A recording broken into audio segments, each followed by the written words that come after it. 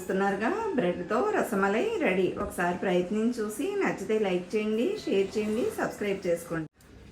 Hi viewers, ఈరోజు రసమలై ఎలా చేసుకోవాలో చూద్దాం. బ్రెడ్తో రసమలై. రసమలై అంటే పాలవిరుగుడితో చేస్తారు. అది చాలా ఎక్స్పెన్సివ్, కొనుక్కోవాలంటే కూడా చాలా ఎక్స్పెన్సివ్. కానీ సేమ్ టేస్ట్తో వచ్చేలా బ్రెడ్తో రసమలై ఎలా చేసుకోవాలో చూద్దాం. ముందుగా దానికి కావాల్సిన పదార్థాలు: 6 బ్రెడ్ స్లైస్లు, ఒక 4 యాలకులు, జీడిపప్పు, బాదం, పిస్తా. ఈ యాలకులు కలిపి ఇది మిక్సీలో వేసి మెత్తగా పొడిగా చేసుకోవాలి. కొన్ని బాదం, పిస్తాలు ఇలా ముక్కలుగా కట్ చేసుకుని పైన వేసుకుంటే క్రంచీ క్రంచీగా తగులుతూ బాగుంటాయి.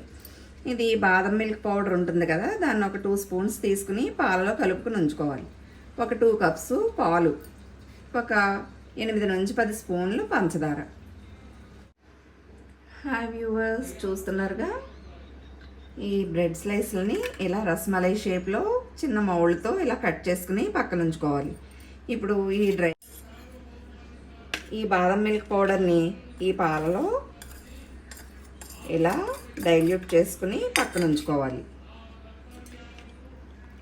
ఈ బాదం మిక్స్ని మనం బాదం పాలు తయారు చేసుకుంటాం కదా, ఆ పొడిని ఇలా బాగా పాలల్లో కలుపుకుని, చూస్తున్నారుగా, డ్రై ఫ్రూట్స్ని ఇలా కచ్చా పచ్చాగా పొడువులా పట్టుకుని పక్కన ఉంచుకోవాలి. డ్రై ఫ్రూట్స్, పంచదార, ఇలాచి ఇలా మిక్సీ చేసుకుని పక్కన ఉంచు. మంటను మీడియం ఫ్లేమ్లో పెట్టి ఈ బ్రెడ్ స్లైస్లన్నీ ఒక్కసారి నేతిలో ఫ్రై చేసుకోవాలి. ఎక్కువగా కలర్ చేంజ్ అయిపోకూడదు. ఒక్కసారి అలా అటు ఇటు టర్న్ చేసుకుంటూ వేడి మీద ఒక్కసారి వేడి సెగలో ఫ్రై చేసుకోవాలి. ఇప్పుడు వేరే బాండి తీసుకుని దానిలో కాచి చల్లార్చిన పాలు 2 కప్పులు వేసుకుని వాటిని బాగా మరగనివ్వాలి. చూస్తున్నారుగా, పాలు ఇలా మరిగేటప్పుడు మనం పట్టుకున్న జీడిపప్పు, బాదం, పిస్తా, పంచదార పొడి ఇలా ఇందులో వేసుకుని బాగా ఇందులో ఉడకనివ్వాలి.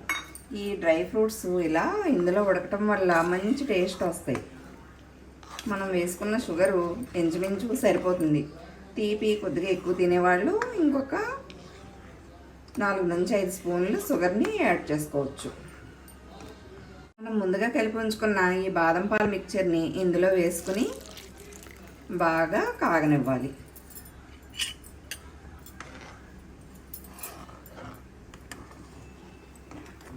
ఇది ఇందులో వేయడం వల్ల పాలు చిక్కబడి ఈ కన్సిస్టెన్సీ, ఈ ఫ్లేవర్ పాలకు పట్టి చాలా టేస్ట్గా ఉంటుంది.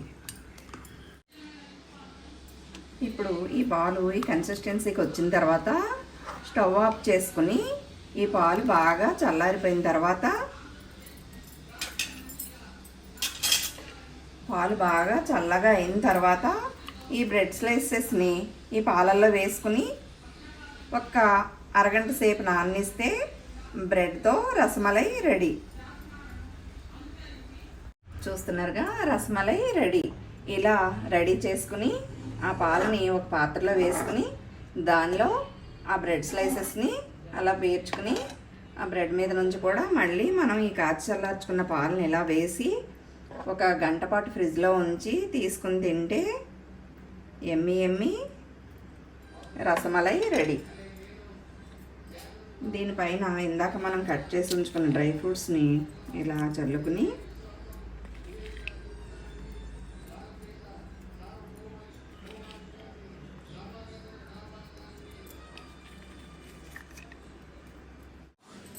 హాయ్ వ్యూవర్స్, చూస్తున్నారుగా, బ్రెడ్తో రసమలై రెడీ. ఒకసారి ప్రయత్నించి చూసి నచ్చితే లైక్ చేయండి, షేర్ చేయండి, సబ్స్క్రైబ్ చేసుకోండి. Thank you.